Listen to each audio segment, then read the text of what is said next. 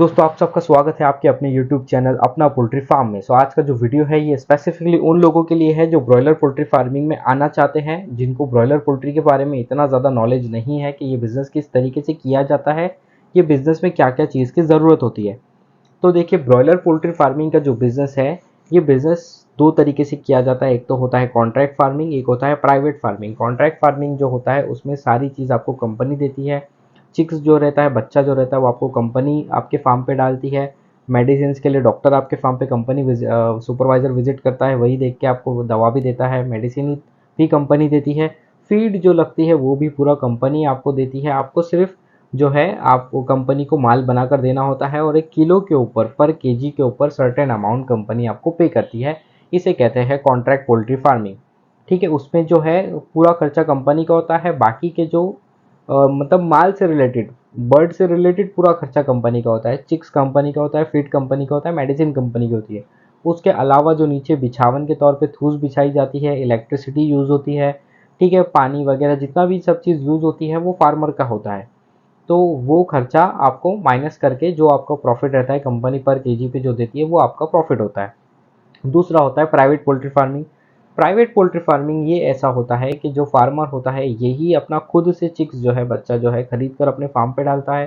Feed अपने से ही arrange करता है, ठीक है, मेडिसिन भी अपने से ही अरेंज करता है। इसे कहते हैं प्राइवेट पोल्ट्री फार्मिंग। खुद से माल बनाकर मार्केट में खुद से सेल करना।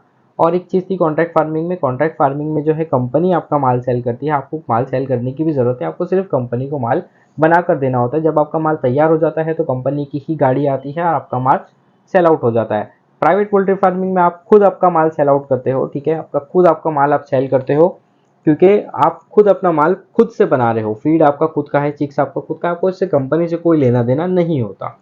ठीक है, ये दोनों में डिफरेंस होता है। तो प्राइवेट पोल्ट्री फार्मिंग में क्या क्या चीज़ की ज़रूरत होती है, और कॉन्ट्रैक्ट पोल्ट्री फार्मिंग में आपको शेड बनाने की ज़रूरत होगी, आपको एक ब्रूडिंग एरिया बनाना होगा, आपको फीडर ड्रिंकर वगैरह लगेंगे, ठीक है।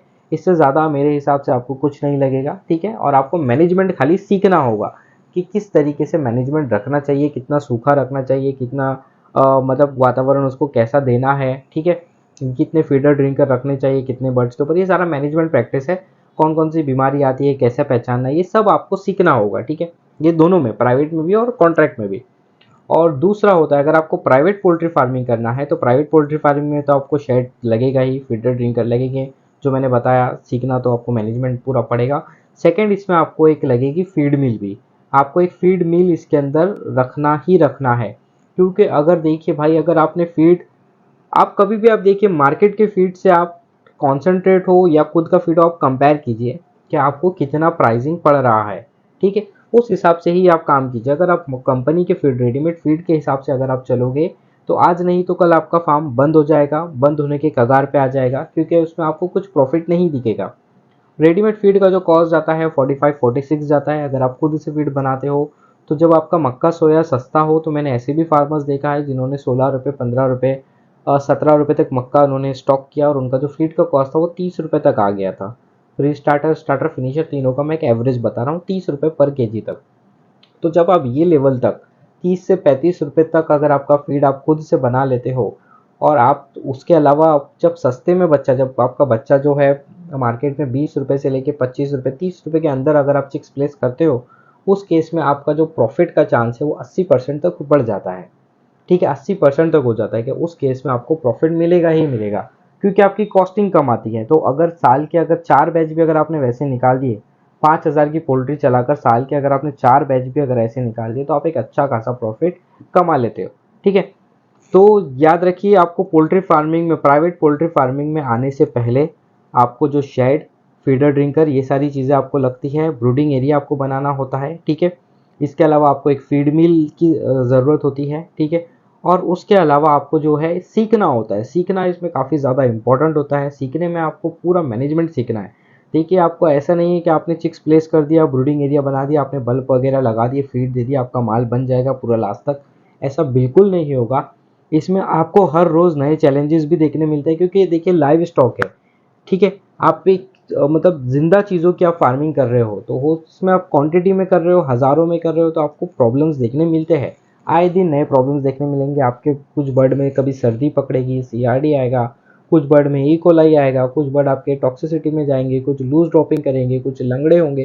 तो ये सारी बीमारियां आपको सीखनी पड़ती है, इसके सिम्टम्स क्या होते हैं, इसका ट्रीटमेंट किस तरह किया जाता है। बहुत सी बीमारी है जो पोल्ट्री में आपको हर रोज़ देखने मिलती है, ठीक है। तो आप सारी बीमारियों के बारे में पहले सीखिए। फार्म शुरू करने की इतनी घाई मत कीजिए। सबसे पहले आप 15 से 20 दिन, 1 महीना, 2 महीना आप सारी बीमारियां आप पहले यूट्यूब पर वीडियोस देखिए, कौन कौन सी बीमारी पोल्ट्री फार्मिंग में आती है और उसके बारे में आप सीखिए। या आप कोई डॉक्टर से, सबसे अच्छा तो मैं आपको सजेस्ट करूंगा कि आप कोई वेटरनरी डॉक्टर के पास जाकर बैठिए, उसको आप फीस पे कीजिए, उससे आप सीखिए कि भाई कौन कौन सी बीमारी पोल्ट्री में आती है, मुझे मेरे पोल्ट्री फार्म पे कौन कौन सी मेडिसिन अवेलेबल रखना होता है, ठीक है। ये सारी चीज़ आप सीखिए, उसके बाद आप पोल्ट्री फार्मिंग में आइए। आपको नुकसान नहीं होगा, बीमारियों से रिलेटेड तो आपको नुकसान नहीं होगा। बाकी जो रेट है वो एक अलग चीज़ है, उसको आपको दिमाग से प्लेस करना होता है। आपका चिक्स वो टाइम पर आपको प्लेस करना होता है जब आपकी कॉस्टिंग सबसे ज़्यादा डाउन आ रही हो, ठीक है।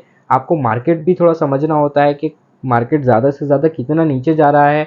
वो उस जितना नीचे आपका मार्केट जा रहा है उतनी आपकी जो माल की कॉस्टिंग आनी चाहिए, ठीक है। फॉर एग्जांपल अगर मार्केट जो है वो 70 रुपये तक नीचे जा रहा है, आपने देखा लास्ट 3-4 महीने में जो ब्रॉयलर का मार्केट है वो गिरा तो 70 रुपये तक गिरा, ऊपर गया को आप छोड़ दीजिए, लेकिन जब गिरा तो वो 70 रुपये तक नीचे गया, इससे नीचे नहीं गया, ठीक है। इसके फिर ऊपर हो गया, नीचे नहीं गया।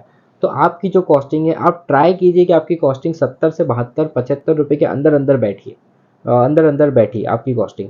अगर उतना आपकी कॉस्टिंग बैठती है तभी आप माल प्लेस कीजिए। अगर आपने देखा मार्केट जो है ये कभी भी जा रहा है 70 रुपये, 72, 75 रुपये और बहुत स्लोली स्लोली ऊपर बढ़ रहा है और गिर रहा है फास्ट, तो ये केस में आप बहुत सतर्क होकर माल डालिए। जब मार्केट का जो जब से ज़्यादा लोवेस्ट रेट है वो रेट के ऊपर अपनी कॉस्टिंग को ट्राई कीजिए लाने का।